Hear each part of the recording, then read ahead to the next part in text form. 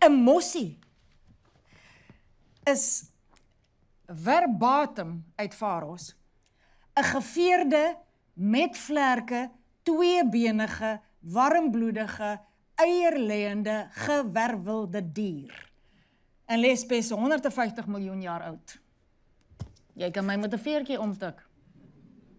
Voëlkenners verwys neerhalend na little brown jobs. So alomteenwoordig en vervuil is hulle, behalwe in Antarktika, te koud. En Londen reeds uitgesterf. Maar ons en hulle is voëls van enerse vere. Die jaar loop uit en ek voel so dood soos 'n mossie. Asof daar grade van dood kan wees. Asof 'n mossie meer dood as 'n duif kan wees. Of byvoorbeeld dooier as 'n mens.